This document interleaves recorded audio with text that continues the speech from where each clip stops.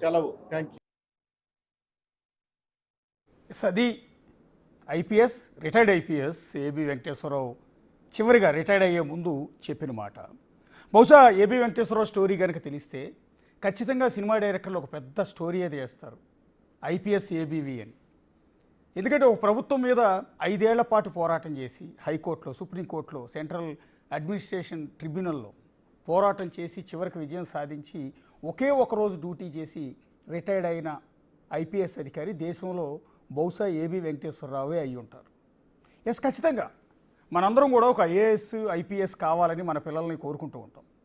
మీరు పెద్ద అయినాక ఏమవుతారు అంటే నేను ఐఏఎస్ అవుతానని కొంతమంది, ఐపీఎస్ అవుతానని కొంతమంది చెప్తుంటారు. కానీ ఏబి వెంకటేశ్వరరావు స్టోరీ చూసిన తర్వాత ఒక ఐపీఎస్కి ఇన్ని స్ట్రగుల్స్ ఉంటాయి, ప్రభుత్వాలతో ఈ రకంగా ఫైట్ చేయాల్సి ఉంటుందని తెలిసిన తర్వాత నిజంగా మన నెక్స్ట్ జనరేషన్ అంటే మన పిల్లల్ని ఐపీఎస్ ఐఏఎస్ చదివించడానికి మనం సాహసిస్తాము. ఒక విధంగా ఇన్స్పిరేషన్ స్టోరీ, ఇలా కూడా ఫైట్ చేసి విజయం సాధించవచ్చు అని. కానీ పడిన స్ట్రగుల్స్, 5 ఏళ్ల పాటు సస్పెన్షన్, ఒక డీజీ ర్యాంక్లో ఉన్న అధికారి 5 ఏళ్ల పాటు ఉద్యోగానికి దూరంగా ఇంట్లోనే కూర్చోవాలి అంటే అది కూడా జీతం లేకుండా, ఎంతటి నరకప్రాయం. విజయవాడ లాంటి సిటీకి పోలీస్ కమిషనర్గా పనిచేసిన వ్యక్తి, అనేక విభాగాల్లో ఉన్నతాధికారిగా పనిచేసిన వ్యక్తి చివరికి ఉద్యోగం కూడా సస్పెన్షన్ గురయ్యి ఇంట్లో కూర్చోవాలి అంటే ఎంతటి దారుణమైన పరిస్థితి. అలాంటి ఏబి వెంకటేశ్వరరావు ఒక రకంగా ఇన్స్పిరేషన్, ఇలా ఫైట్ చేయొచ్చు అని. కానీ ఈ స్ట్రగుల్స్ని చూసిన తర్వాత చాలామంది అంత అవసరమా అన్న ఫీలింగ్ ఖచ్చితంగా కూడా కలుగుతుంది.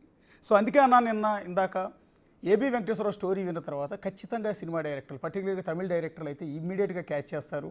ఖచ్చితంగా ఒక ప్రభుత్వం మీద తిరగబడిన ఐపీఎస్ అధికారిగా ఏబి వెంకటేశ్వరరావు మీద పెద్ద స్టోరీయే ఆ స్టోరీతో సినిమానే తీసేసే అవకాశం ఉంటుంది. సో ఒక్కసారి మన విజయవాడ వెళ్దాం. అక్కడ మా బ్యూరో చీఫ్ శివ ఉన్నారు. ముందుగా శివతో ఒక్కసారి మాట్లాడిన తర్వాత గెస్టులతో మనం మాట్లాడదాం. శివ, అల్టిమేట్గా పొద్దున్నుంచి కూడా మీరు ఏబి వెంకటేశ్వరరావుతో మాట్లాడుతూ ఉన్నారు, ఆయన వెనక ఉన్నారు. సో ఫర్దర్ ఇప్పుడు రిటైర్డ్ అయిన తర్వాత కూడా ఆయన అందరికీ థ్యాంక్స్ చెప్పి వెళ్ళిపోతూ ఉన్నారు. నెక్స్ట్ యాక్షన్ ప్లాన్ ఏంటి? మీరు ఆయనతో పర్సనల్గా కూడా మాట్లాడే అవకాశం ఉంటుందా చిట్ చాట్లో? ఖచ్చితంగా అశోక్, మొత్తం మీద అయితే మనం ఈరోజు ఉదయం నుంచి కూడా ఏబి వెంకటేశ్వరరావుతో కూడా పూర్తి స్థాయిలో జర్నీ చేయడం జరిగిందంటే దాదాపుగా ఆయన ఉదయం 12 గంటల సమయంలో ప్రింట్ అండ్ స్టేషనరీ డిపార్ట్మెంట్లో డీజీగా బాధ్యత స్వీకరించిన దగ్గర నుంచి సాయంకాలం 6 గంటల వరకు కూడా ఆయన పదవి బాధ్యతల నుంచి విరమణ పొంది అభిమానుల మధ్య సత్కారాలు పొందిన వరకు కూడా మనం ఉన్నాం. అయితే ఆయన ఒకటే చెప్తా ఉన్నారు, ప్రధానంగా చూసుకుంటే తన ఈ సర్వీస్లో ఎంతోమంది ఐఏఎస్, ఐపీఎస్లని, సిఎస్లని, ముఖ్యమంత్రిని చూశాను, కానీ ఇటువంటి వ్యవస్థని తాను ఎప్పుడూ కూడా చూడలేదు. ఖచ్చితంగా నేను నా పీరియడ్లో చాలామందికి ఆపద ఉన్నవారికి ఆదుకున్నాను, భవిష్యత్తులో కూడా ఆదుకుంటాను. నేనెవరో తెలియని వ్యక్తులు కూడా నా కోసం రావటం జరిగింది. ఖచ్చితంగా భవిష్యత్తులో తాను ఒక శిబిరానికైతే చేరుకుంటానని చెప్పి చెప్తున్నారు. అయితే ఆయన రాజకీయాల్లో చేరి ఒక ఆల్టర్నేట్ శక్తిగా ఎదుగుతారా, లేకపోతే గతంలో ఎన్నికల ప్రధానాధికారిగా పనిచేసిన నిమ్మగడ్డ రమేష్ మాదిరిగా ఒక సిటిజన్ ఫోమ్ పెట్టుకొని రానున్న రోజుల్లో పోరాటం చేస్తారా, లేకపోతే ప్రస్తుతం నడుస్తున్న ప్రకారం ఒకవేళ కూటమి అధికారంలోకి వస్తే ప్రభుత్వంలో కీలకమైన బాధ్యతలు తీసుకొని ఇప్పుడున్న అధికార పక్షంపై పోరాటం చేస్తారా, ఒకవేళ వైసీపీ కనుక అధికారంలోకి వస్తే ఖచ్చితంగా ఆయన ఏ రకమైన పోరాటం చేస్తారనే ఉత్కంఠ అయితే మాత్రం ప్రస్తుతం ఆంధ్రప్రదేశ్ రాజకీయాలు ఎదురు చూస్తూ ఉన్నాయి. అయితే ఆయన స్పష్టంగా ఆయన ఇందాక మాట్లాడిన మాటలైతే మాత్రం ఖచ్చితంగా తనను ఎవరైతే ఇబ్బందులు పాలు చేశారో వారికి తన రాజకీయంగా కానీ లేకపోతే సేవా కార్యక్రమాల ద్వారా కానీ లేదా పట్టుదలతో కానీ ఖచ్చితంగా నేను రివెంజ్ తీర్చుకునే కార్యక్రమానికి శ్రీకారం చుడతాను, నేను లోకల్ ఇక్కడే ఉంటాను, నేను ఏ రకమైన ఇబ్బందులు అయితే పడ్డానో దానికి ఖచ్చితంగా తీర్చుకుంటానని చెప్పి ఆయన ఒక రకమైన హెచ్చరికనైతే పంపడం జరిగింది. అయితే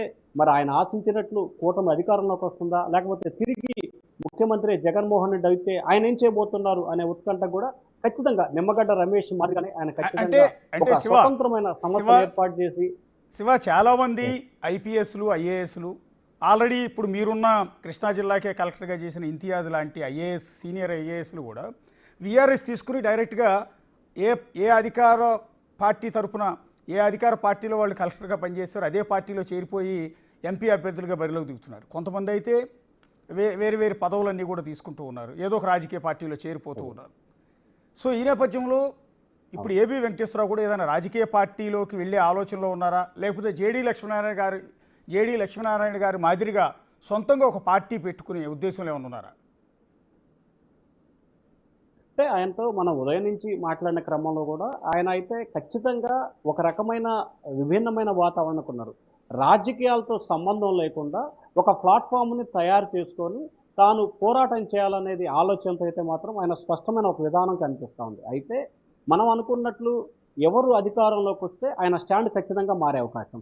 ఒకవేళ టీడీపీ గనక అంటే కూటమి గనక అధికారంలోకొస్తే అక్కడ ఆయన కొన్ని కీలకమైన బాధ్యతలు తీసుకుంటారని చెప్పి కూడా ప్రచారం. ఎందుకంటే ఈరోజు ఉదయం నుంచి కూడా ఆయన కలిసిన వారిలో టీడీపీకి సంబంధించిన నేతలు గాని, రాజధానికి సంబంధించిన నేతలు ఎక్కువగా కలిసారు. సో ఆయన ఖచ్చితంగా కూటమి గనక వస్తే గనక ఆయన ఖచ్చితంగా ప్రభుత్వంలో కీలకమైన బాధ్యతలు తీసుకొని అప్పుడు ప్రతిపక్షాన్ని ఇబ్బందులు పాలు చేసే అవకాశం. ఒకవేళ వైసీపీ తిరిగి అధికారంలోకి వస్తే గనక ఖచ్చితంగా ఆయన ఒక ప్లాట్‌ఫార్మ్‌ని ఏర్పాటు చేసుకొని ఏదైతే నిమ్మగడ్డ రమేష్ మాదిరిగా గాని, లేకపోతే మరొక రకమైన స్వచ్ఛంద సంస్థను పెట్టుకొని ఖచ్చితంగా అప్పుడున్న ప్రభుత్వంపై పోరాడాలి.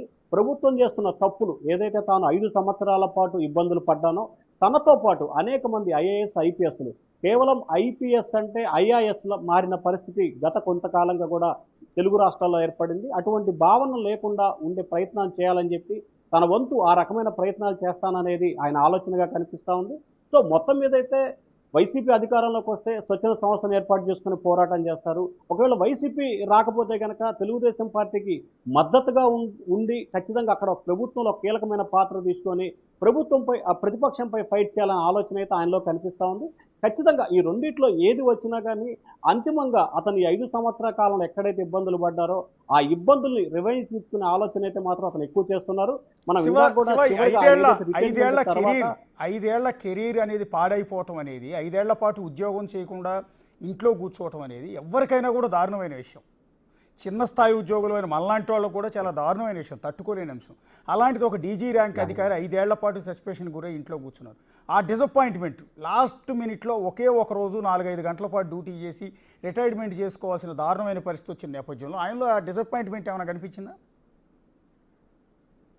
అంటే 100% ఆయనైతే ఇందాక సన్నిహితులతో నిజంగా మనకు గుర్తుండదు కానీ ఎప్పుడో ఒక 20-25 సంవత్సరాల క్రితం జెమిని అనే సినిమా వచ్చింది. ఆ సినిమాకి నాకు పెద్దగా తేడా లేదని చెప్పి కూడా ఆయన ఒక ఉదాహరణ కూడా తన సన్నిహితుల వద్ద కూడా చెప్పిన పరిస్థితి మనం ప్రత్యేకంగా గమనించాలి.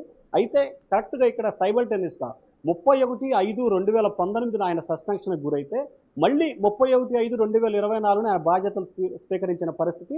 కేవలం ఒకే ఒక రోజు, కేవలం 12 గంటల నుంచి సాయంకాలం 5 గంటల వరకు మాత్రమే ఆయన బాధ్యతలు నిర్వహించారు. అయితే ఆయన 5 సంవత్సరాల కాలంలో పడ్డ నరక యాతనని మాత్రం ఆయన ఇందాక మాట్లాడిన మాటల్లో కనిపిస్తా ఉంది. ఖచ్చితంగా ఆ దిశగా ఆయన ప్రయత్నాలు చేసే అవకాశాలు చాలా ఎక్కువగా కనిపిస్తున్నాయి.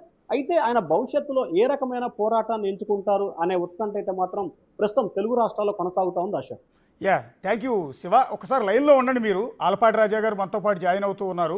కొద్దిసేపటి తర్వాత మీరు సందర్భాన్ని బట్టి మళ్ళీ జాయిన్ అవుదురు కానీ డిబేట్లో. ఆలపాటి రాజా గారు ఉన్నారు, టీడీపీ సీనియర్ నేత, మాజీ